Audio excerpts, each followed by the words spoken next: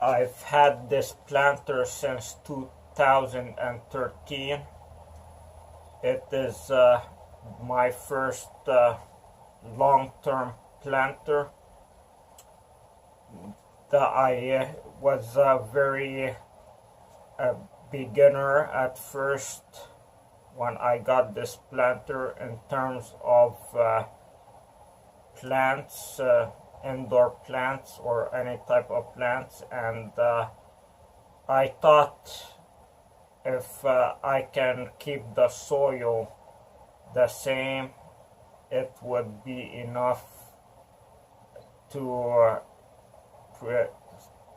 provide nutrition for the plants. And I figured that the previous plants in the planter, the organic matter that remained, that were the residue, would fertilize the plants I would plant later. And that's immature mindset I had at that time. Ignorant, you can say. I'm not much more educated now about it, but I learned from that error.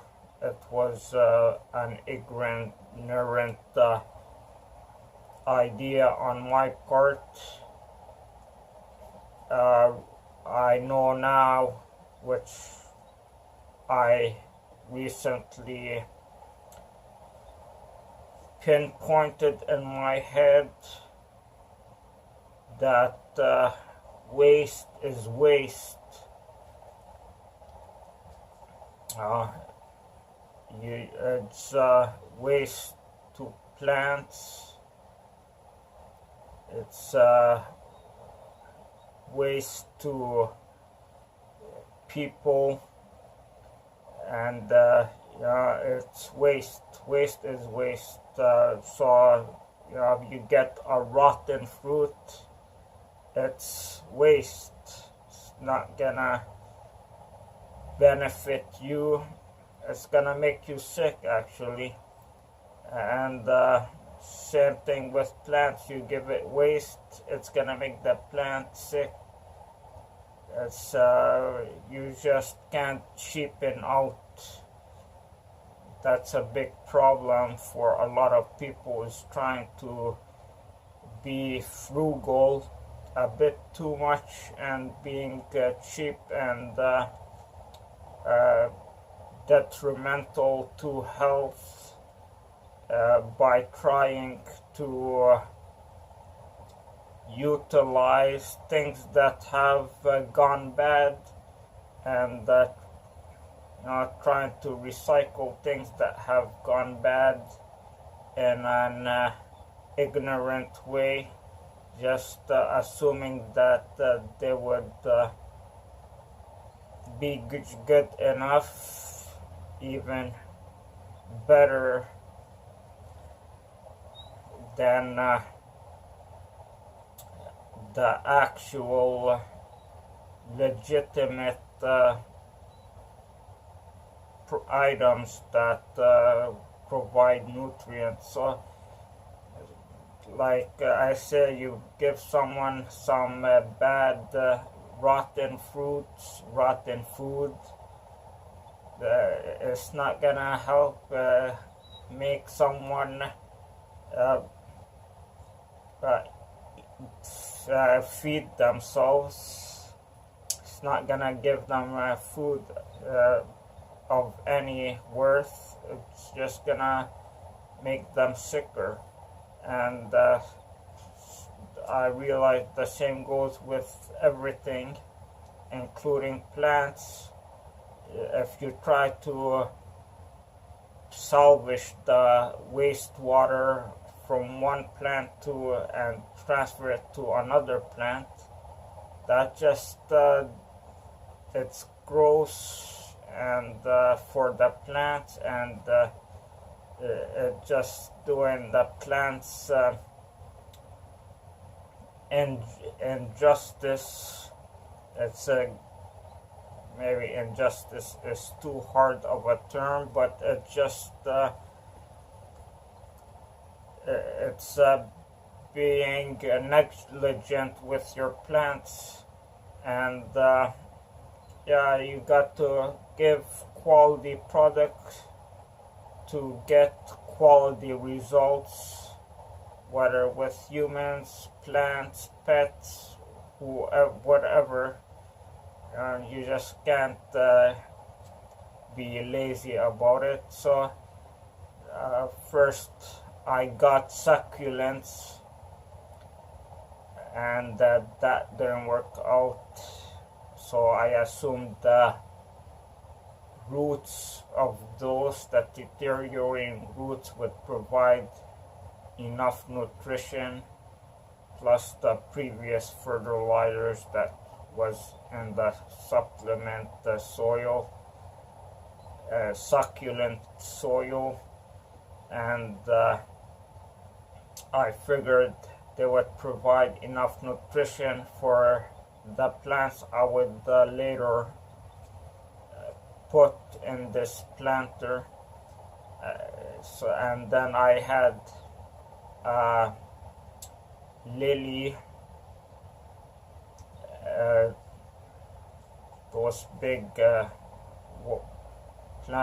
plants with huge white flowers. That one lasted for maybe 1 year, but it slowly became unhealthy, and its health deteriorated over time. It started the leaves started turning brown a bit by bit. I wasn't given anything other than water. I wasn't putting anything in the soil, and yeah, eventually I had to get rid of that plant. And I have put in here also money tree. That too didn't do well. My idea was that this soil was like an aged wine because of its preservedness. I didn't mess with it. I kept it the same, and I just changed the plant, and I figured it would be automatic that the remains of previous plants would turn into fertilizer. Again, ignorant.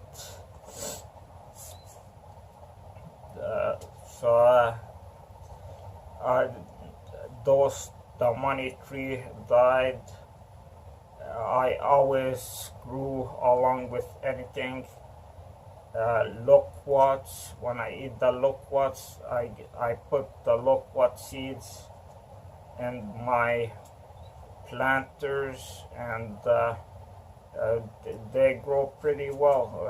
At first, they spring up pretty well, but soon afterwards, when they make a few leaves, they start wilting as well. So it amazes me how when you first get the plant from the store, it's luscious, it's beautiful, completely flawless in its look, and then when you plant it at home, it's just like that. It starts to wear down and wilt away, and pretty much die quickly. I don't understand why this transition happens. Uh, Maybe it's the lighting. That's one of the things I think it is, primary components. But in the stores, all they have is fluorescent lighting shining on it. Maybe it's what they water it with, the vitamins they got in there. I read on the internet they feed their plants some hormones.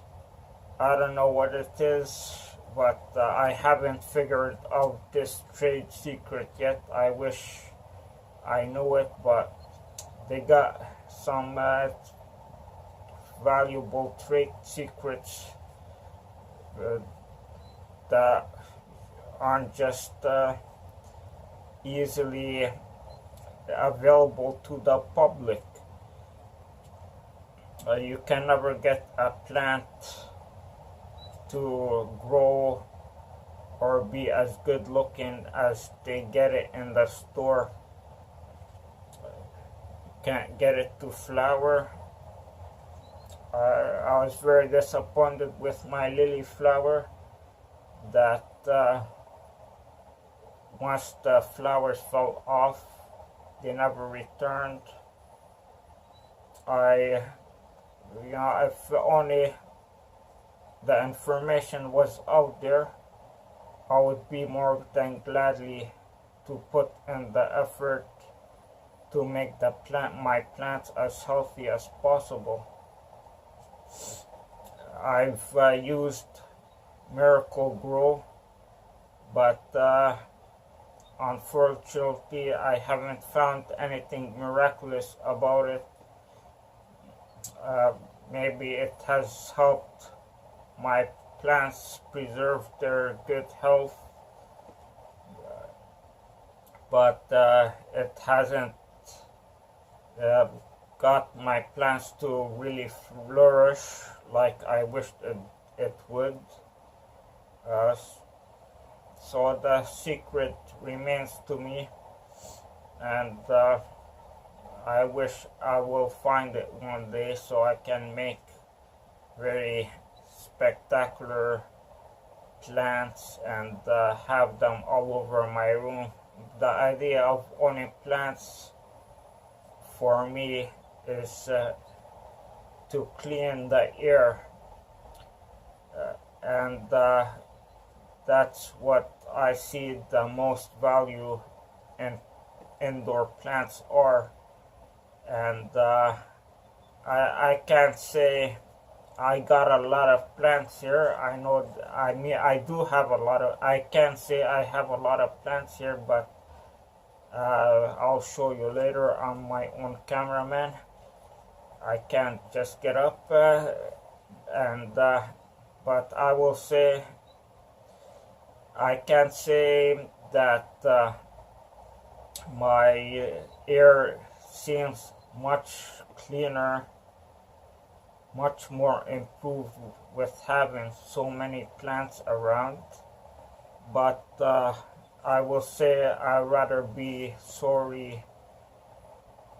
I'd rather be safe than sorry, and I will keep my plants just for that reason. They're a maintenance issue. You have to be mindful of them. Take their soil moisture, see if they need water regularly, keep track of when you last watered them, and just give them a little love as it makes sense. It's not automatic. We don't have robots yet to take care of all this maintenance for us. If you were someone rich, you could get someone in your house to do this plant maintenance, or your company. That's how the professionals, that's how business people have offices with luscious plants, but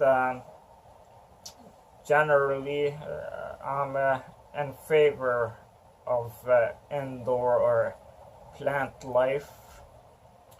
I like the looks of them, but I fear the pests they would introduce to the indoor environment, particularly in the form of termites.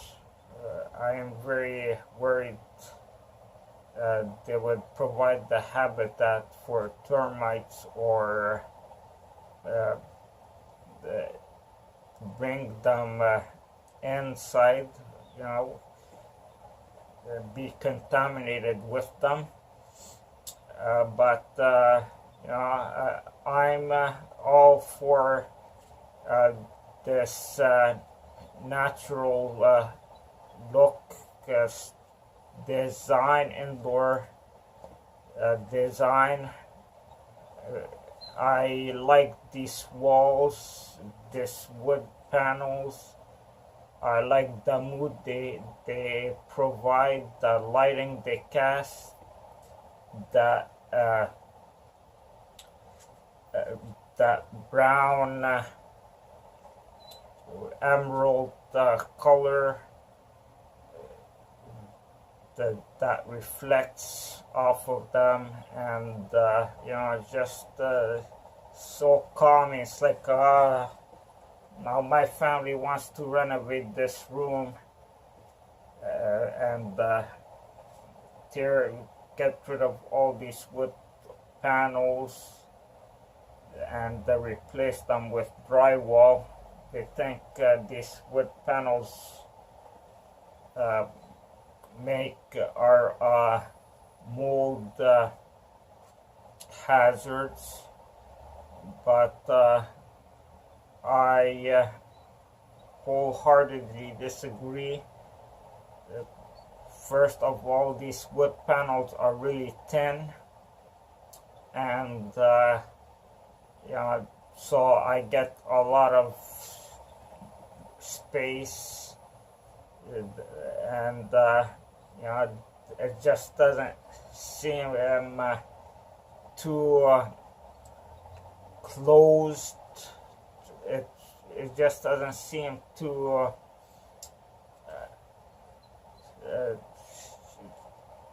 it's just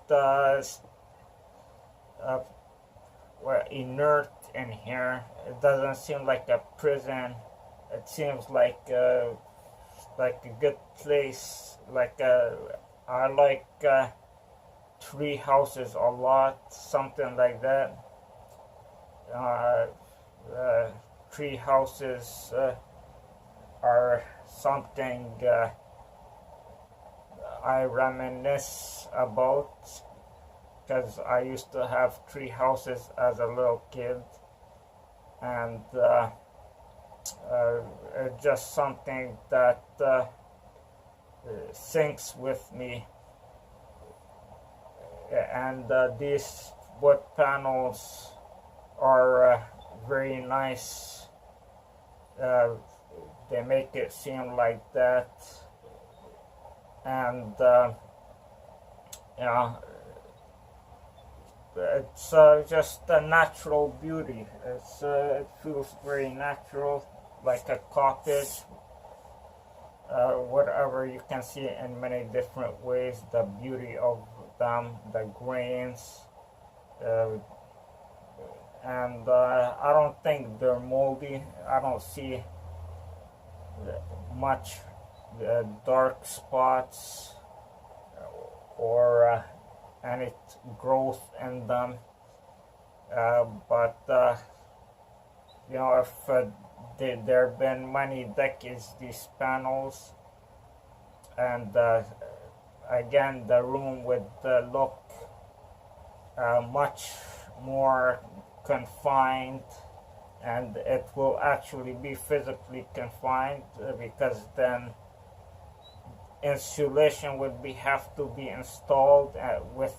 when installing the drywalls, and the drywalls will be much thicker, so my room would be at least a foot, would have at least a foot in length removed from it on either side. And I wanted to renovate it myself. I wanted to tear down everything and do everything myself. That would have been a huge mistake. My brother just had the other room renovated. He thought it would take him 2 weeks or something like that, but it took him 3 grueling months of really hard work. And it was pretty tough for him, and whether he did a good job or not, I don't know if he did a professional job, but it was adequate. He did some very questionable things. I think we're not, sane. Let's just say we're not sane at all. But so I figured, since there was a lot of talk about renovating this room, I can convince them to let me do it myself. And I calculated it, and I thought I could spend at most $3,000, and that was a ridiculous low park, and I'm so glad I didn't. My idea was that I was gonna remove these walls and put in place of them cork sheets. Again, I had this spectacular dream that I was gonna change this room into a kind of habitat, like natural forest theme, and I was gonna put cork panels use those as walls, and I was gonna use the highest, greatest noise absorbing insulation. My number one issue, and it remains to this day with homes, is noise pollution. If you can't get noise isolation between the rooms, it's a deal breaker for me. And so that was my number one thing. And the idea for the cork is that if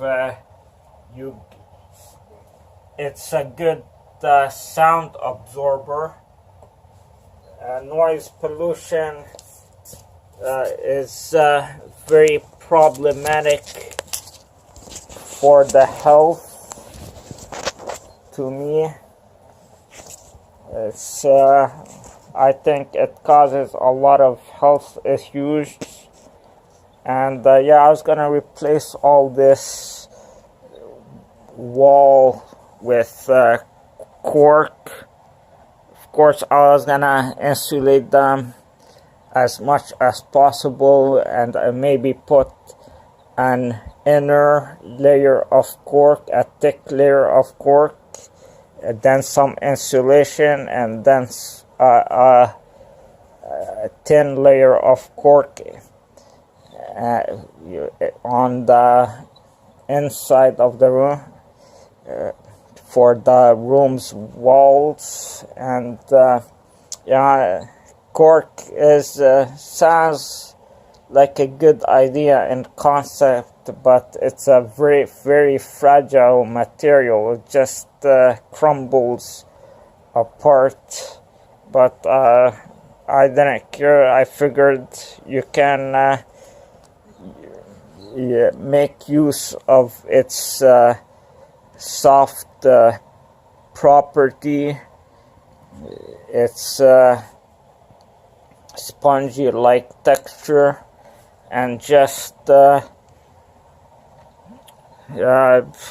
stick stuff in there, stick notes, and do things like that. So this was all supposed to turn into cork, and and I figured I would extend the theme further. That natural wildlife habitat, and I was gonna put just greenery right lining the corners of the ceiling, just make it look like it's the inside of I'm thinking like the Tarzan inside of a zoo, a hut, or not a hut, but something very luxurious, some fancy rich guy's place where they got plants lining the edges everywhere, and every growth everywhere, natural, everything perfect. And I was gonna get leaves, but I realized that natural leaves and natural plants just wouldn't work here. I thought about it, but I didn't know about the detriments of moisture back then. I figured that was a plus if I could get this place foggy all the time with the plants and the moisture, but then I realized that wasn't gonna work out. It was just too much of a nightmare to think about all the things that can go wrong, insects and who knows what, breaking down the whole walls and things like that. So I was gonna line this with artificial leaves, and maybe have a snake and some fake parrots. Just a very cool design, very green, and just natural, completely natural. It's the way I like it. And it would have been utopia. So the cork was my main thing at one time.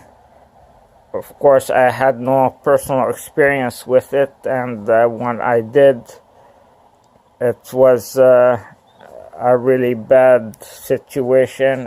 It just crumbles in my hand.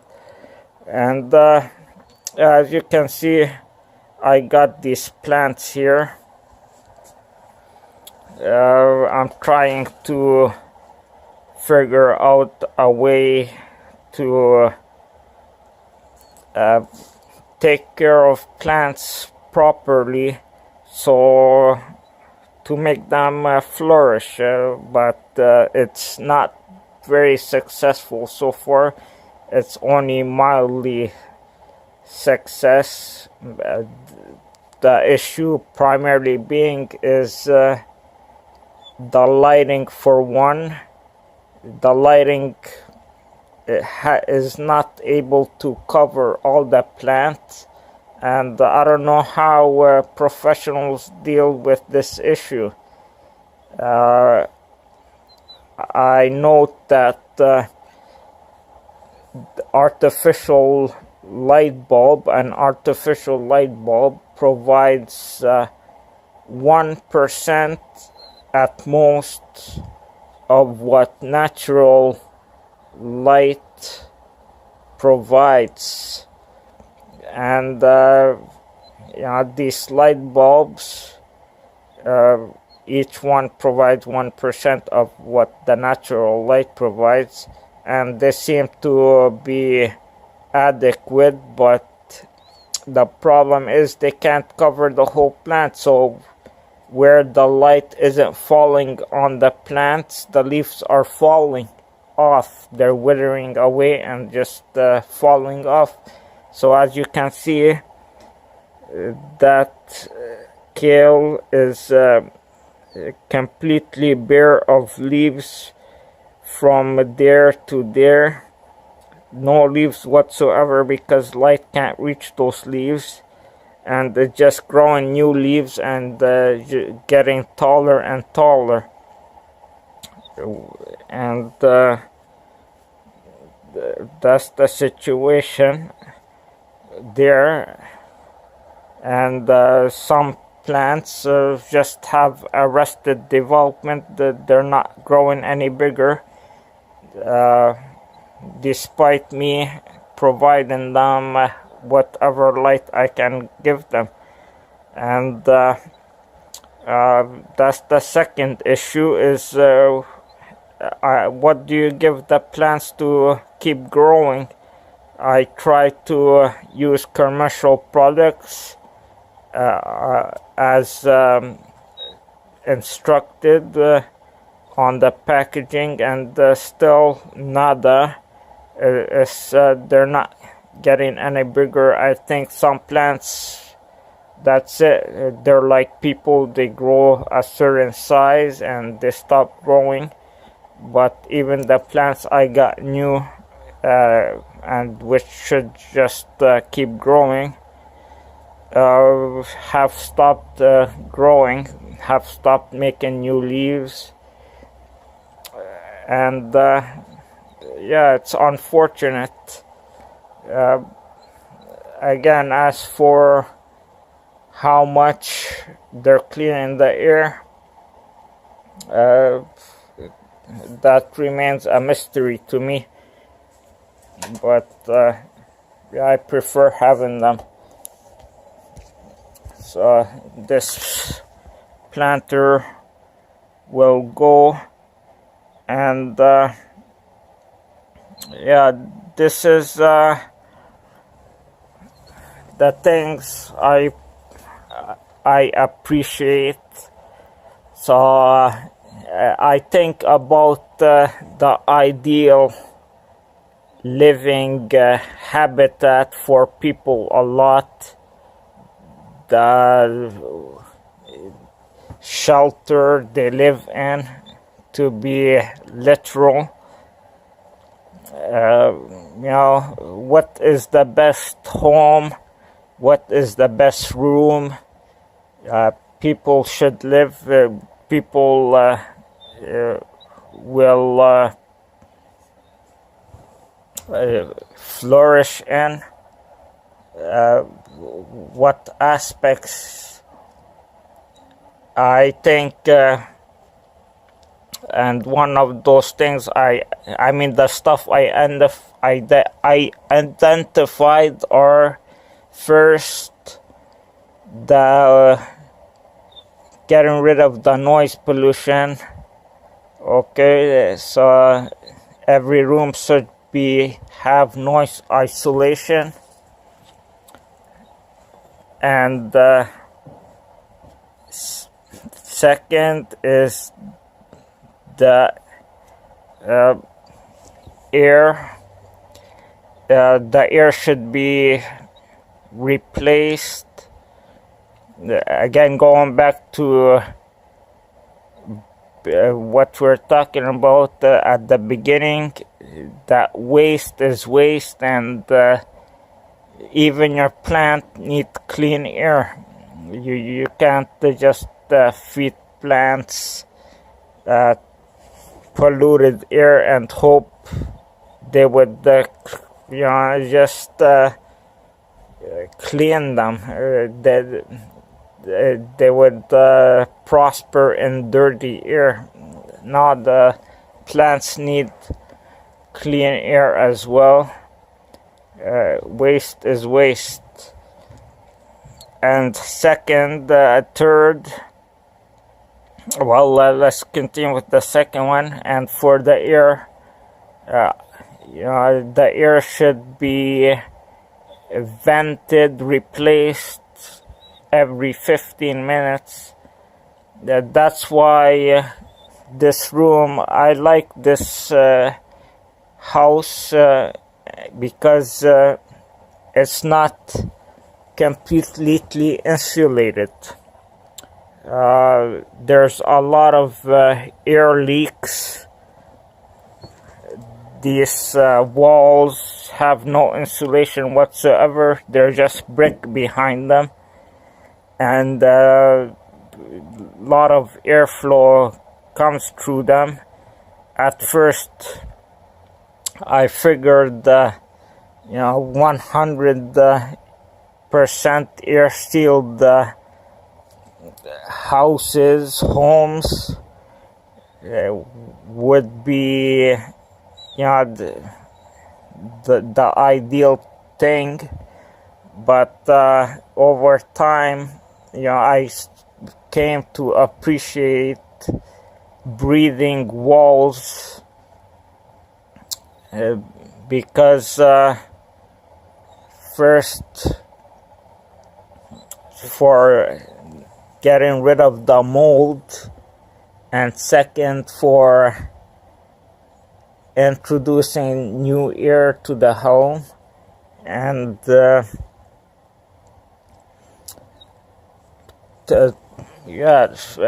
and just for those two reasons, and just breathing, make it easier for air to move inside the house, circulate. That's a primary thing about air. Something has to push the air. I have a fan there that keeps running just so the air can keep moving, and if the air isn't moving, you're not going to be breathing that well. And I'm put a filter on the fan to purify the air as well. The ideal home, I figure, would have the air changed every 15 minutes. And continuing with what makes an ideal home, it's thirdly, it's the lighting. Thirdly is that it's the temperature. You gotta have adequate temperature, but it's not necessary. You can wear as much clothes as you want. That's something that's dependent, that can be controlled on a personal level. So it's a non-issue mostly. Even in this cold weather, it's not very warm in this room, but I compensate for that with extra layers of clothes, and it does very well for me. And fourthly is the lighting. You need good lighting, automated lighting,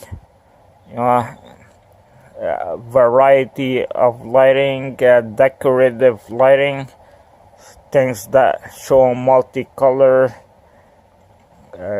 advanced lighting. Lighting sets the mood, and it's not very expensive now with LEDs. So again, we want to get as close as possible as to nature, and over here we want to have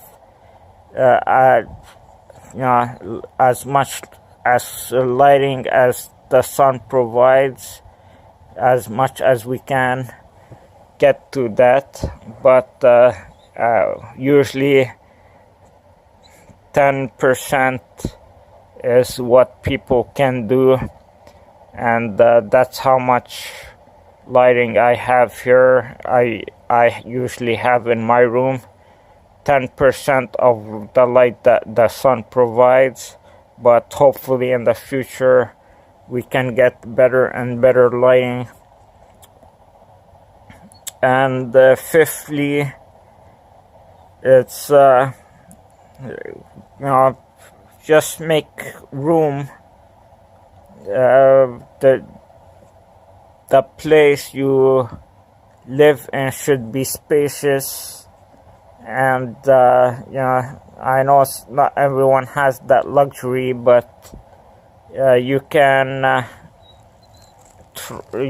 put in an effort by getting rid of unnecessary furniture, like I'm doing at the moment.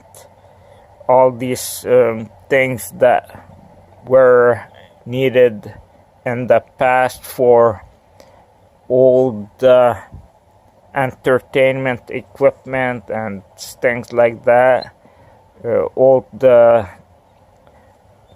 technology, books, whatever, they're no longer needed anymore. So just open up the space so you have more capacity for air to be in your living space. And fifthly is the plants. I think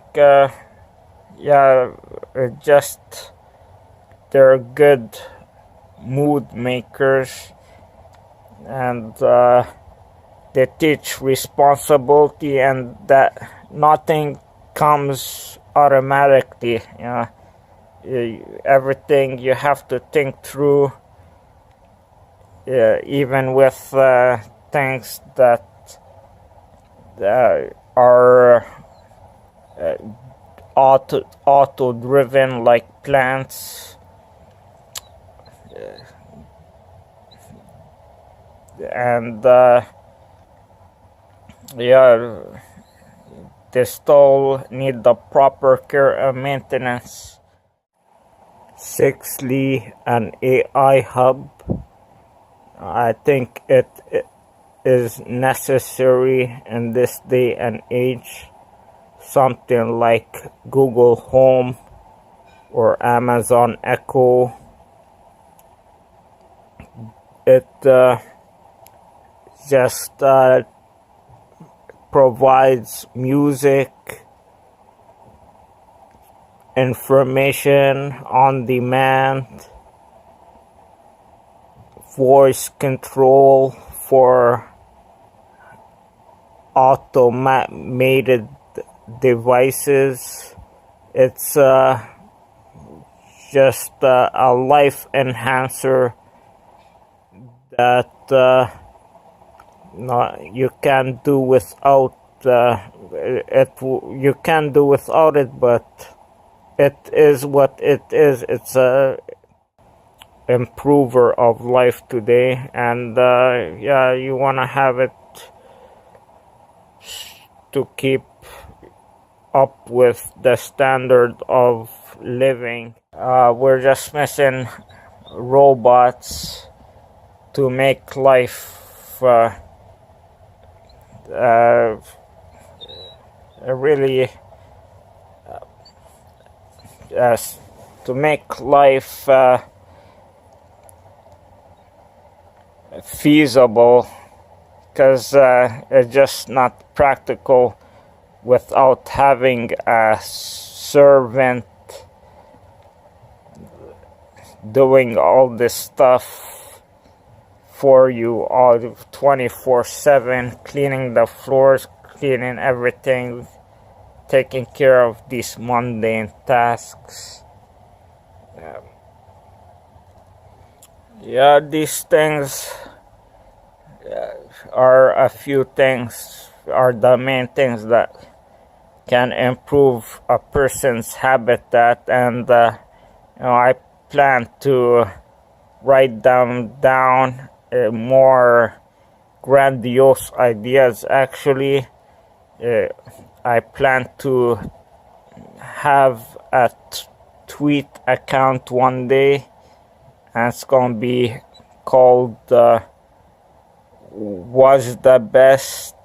Well, I'll keep it a mystery, but it's gonna be Was the Best something, and I'm gonna tweet out my ideas for the best environment for people. And yeah, it's one of my future projects.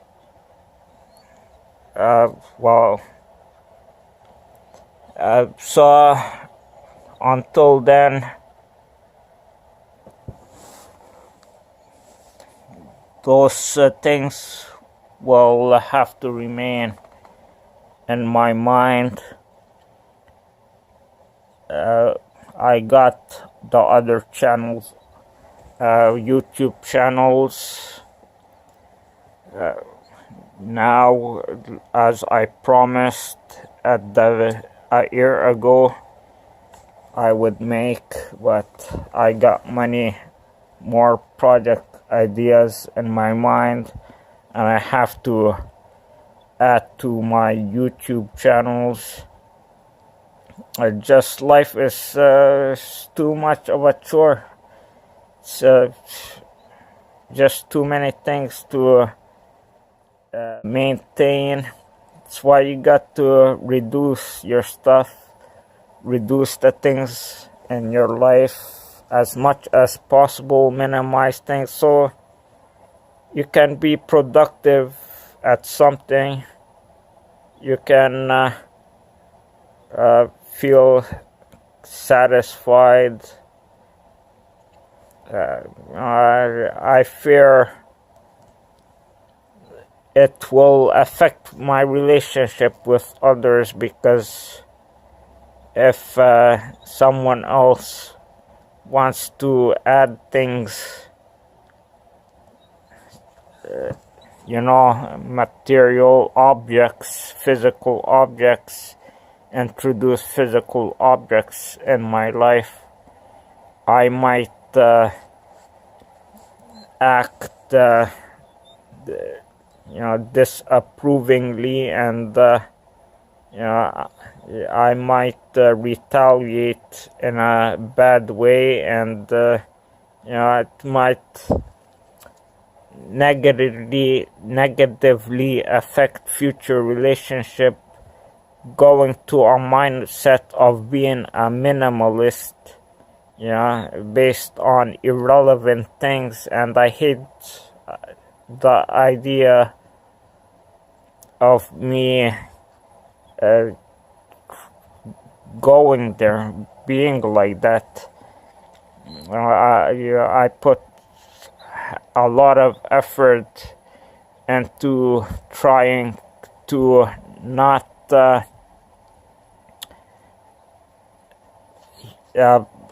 factor in immaterial things into how I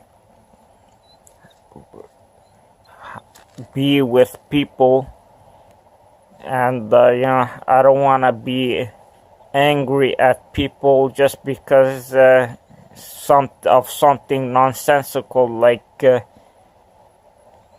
they bring in an object, physical object in my life, and that's just a ridiculous way to be. And that's the main thing I fear about turning into a minimalist, being possessive of my open space. And I would hate to be detrimental to people because of their personal preferences, which are of no consequence, are practically no consequence to me. So this time for this one to go from 2013, and just one more step in becoming a minimalist.